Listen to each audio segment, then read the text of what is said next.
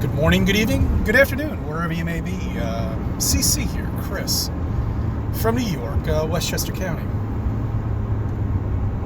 It's January 23rd, 2019. A couple things I want to talk to you about.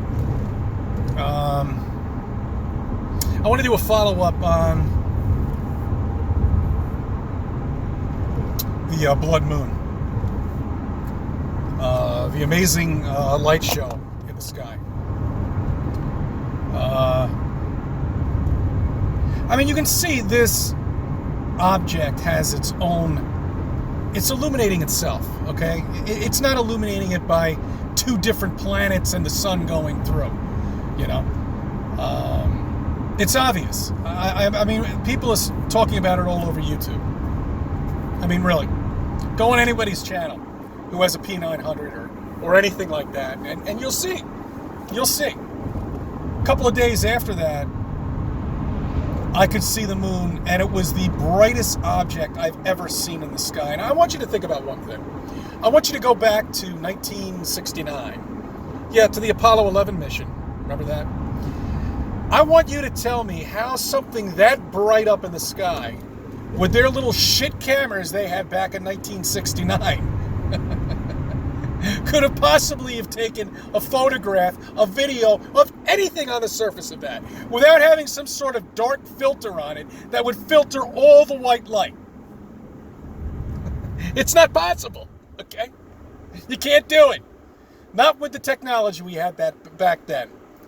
You couldn't talk to anybody up there. You couldn't communicate to anybody there if it actually really did exist. Not with that type of technology we had back then. How many times do we have to tell people this? It's unbelievable. I mean, back in 1990, I had difficulty contacting somebody past exit 17 off of the thruway, which is like a 30-minute drive from my house. Not only that, I got charged long distance for it.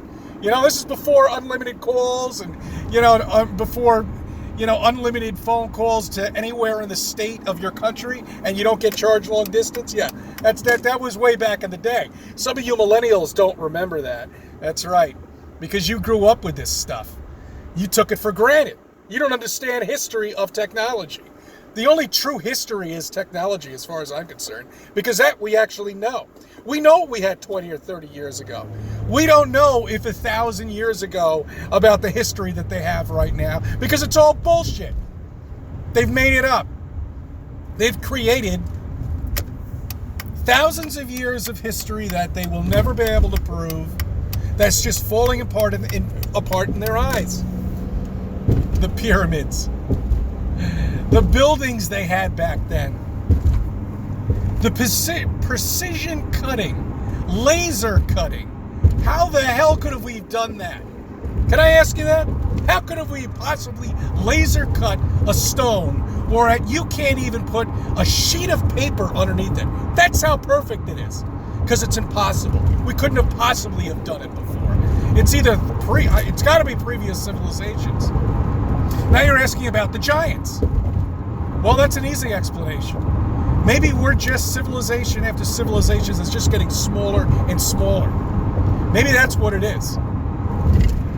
Maybe it has something to do with the air. The higher the air level, the bigger objects grow. The lower the air level, the smaller objects grow. I don't know. I really don't. But I certainly, when I look at these palaces and I look at these doors and windows and construction that they had, something that just doesn't look right. It doesn't make any sense. And there I go again. I got off the subject of what I was originally talking about. Fucking good. Oh, okay. So now the blood moon. All right.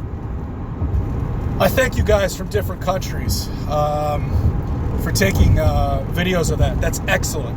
So we now know you can see it over there too, just as well as we can see it. It was just a little bit later for you guys. Different time zones, different parts of the flat plane that we live on here. It's an incredible system. Nothing in science could possibly ever be true. It could never work out if we were a planet, if we were spinning in the solar system, if we were moving as fast as we were moving. None of it could be possible. I mean, seasickness. I mean, people have They would feel movement. They would feel something. Something would tell us that we're moving through the universe. We are a stationary object. We are not going anywhere. We're not moving anywhere. There's nothing out there. There is no space. Okay? There are no planets. This is it. This is the center of the universe. We are it.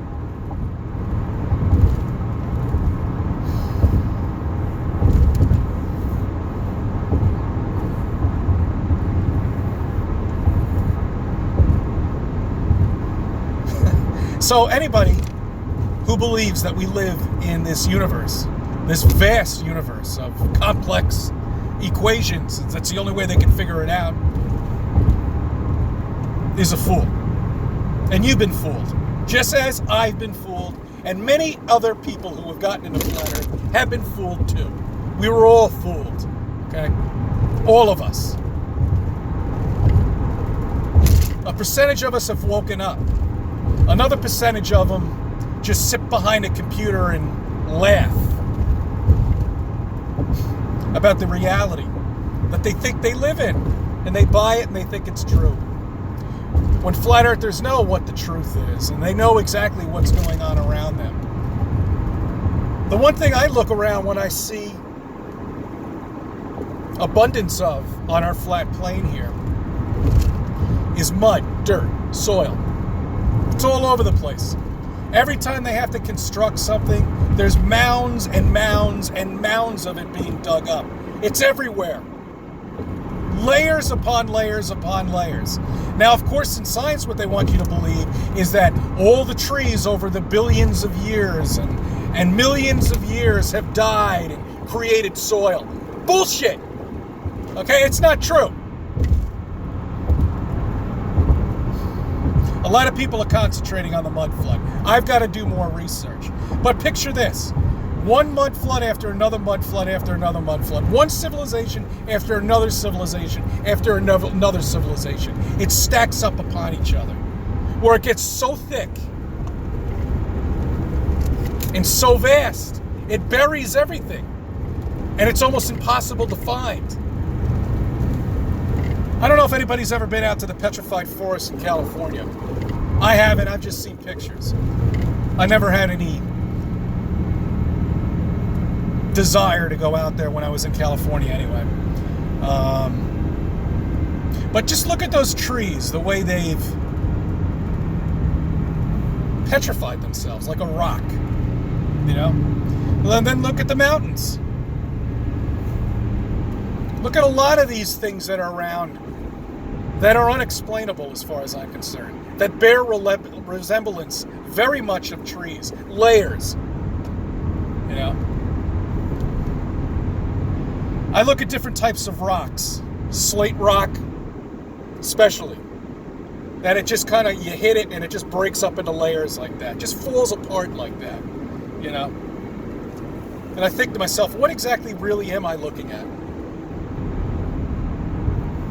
Anyway, I just wanted to throw this out there. You know, all of this stuff.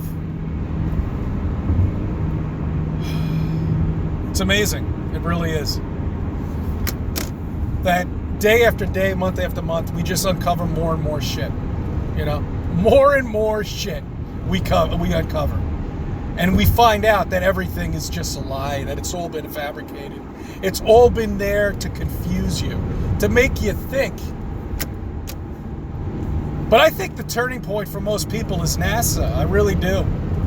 I don't know. I could be wrong, but once you uncover that, then everything else just comes out. And before a couple of years, who knows where you'll be. All right, I'm rambling on here, but I just wanted to put something out there, say hi to you guys. All right, I thank you for subbing. I thank you for viewing my videos and let me be a part of your life.